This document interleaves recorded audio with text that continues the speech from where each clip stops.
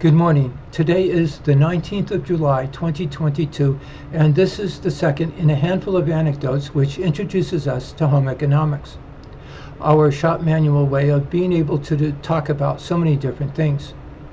We started out with a house from the 1950s, an American house, the smallest economic thing that brings us out of poverty and into plenty.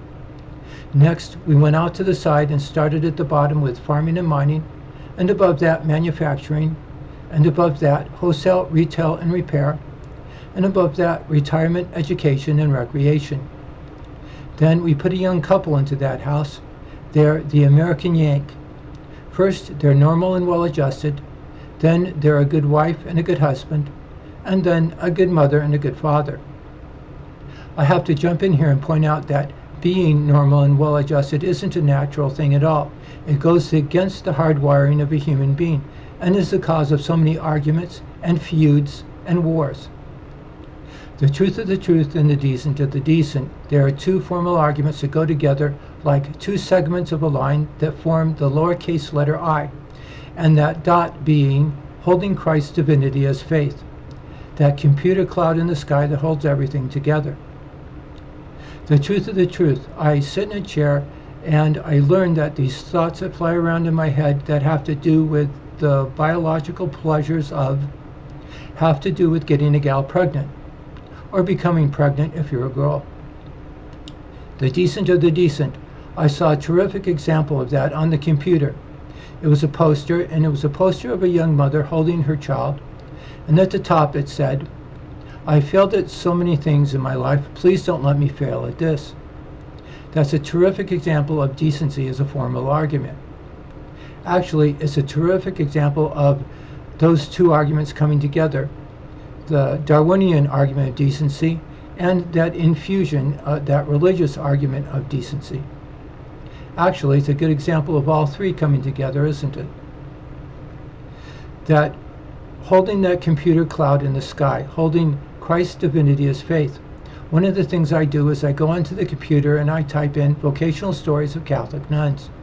And as I listen to them give their story, I can see the argument in a very clear fashion. And that's as opposed to the communists and the feminists and other cultures. I'm doing it again. I always end up talking about the bad guys. Let's go back and talk about the good guys. There's the Catholic nuns, and we put the nuns at the top of society. If they're going to be nuns, then they get to be at the top of society. If we're ever going to have a just society, then there has to be someone around who asks the 10-year-old what they want for their birthday. Decency is a formal argument, and it all comes through the mind of a person. The nuns exist, therefore the American home economist exists. And if she's going to change the dirty diapers, then the biological pleasures are her department. She gets to have the songs sung about her and the movies made about her. And her and the nuns can get together and they can play in that silly tennis tournament they have every year. And as she gets older, they can go downtown to the city planning department and decide on how the city's going to be planned, that sort of thing. So let's ask our American home economist. Let's ask the American housewife. She has a newborn, and we'll ask her what she needs. She needs to take a class in how to raise children. That's important. She needs a crib, and she needs diapers and one of those strollers and baby formula. And she needs food in the refrigerator. She needs a family budget. It's a 24-hour job to raise a newborn, and newborns can't pay for their mommies. It simply doesn't work out. That's where the husband comes in. The husband and wife come together, and they're viewed as one person, and that's the smallest economic thing. So let's talk about the husband. In our anecdote, our husband has a job in a factory outside of town that manufactures furniture. And we'll start to describe things.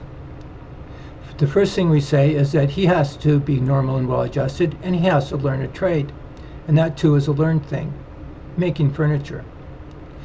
And we also say that making furniture, turning the trees and the crops into fabric and turning them into furniture is an unnatural thing. It goes against Mother Nature. And that's an important philosophical thing for us later. What's also true is that if he's working at the factory, he has to make enough money to support a wife and a child. He has to have a family income. The people who the people who grow the wheat eat the wheat was a popular expression that Abraham Lincoln used a lot. Let's start to get to the point of this anecdote. Our husband and wife come together, and they're in their American household, and they go to the store, and they're going to buy furniture for the living room of their house. I have to jump in here and point out that in the 1950s, the overwhelming majority of consuming was done by the housewife. That's why all the advertising is geared towards her. Let's go back. There's our couple. They're viewed as one person, and they're at the store, and they're choosing between a couch or perhaps two recliners. And this is the point of this anecdote. All of the furniture in the store, all of the furniture designers and the furniture manufacturing, and the trees that are planted and the crops that are grown for the fabrics, they're all geared around getting that couple what they want. All of our society is that way. That's what made the United States a magical place to live. That's as opposed to communism and a state society and other cultures. I'm doing it again, so let's go back. There's our American couple, the American Yank, home economics. And home economics exists because society was geared all the way up into getting into heaven after you die. What changed when Christ rose on the third day? Well, among other things, this changed when Christ rose on the third day. This is all a religious thing. This is all a Catholic construct. Home economics, the American Yank. Let's start to end this anecdote. The first thing to say is, I know I got the thought out, but I know you're much better in the poetics, and so please get busy. The second thing to say is, if you happen to be a Buddy from Boston or a Susie from St. Louis and you're the American housewife, you have to speak up. You have to start being 10 times bossier than you are right now. You just have to. And the last thing is to quote one of those monks on the Catholic channel, EWTN. He was giving a lecture, and he was saying that if you want to be free, you have to have the attitude of a servant. If you want to be free, you have to be a servant.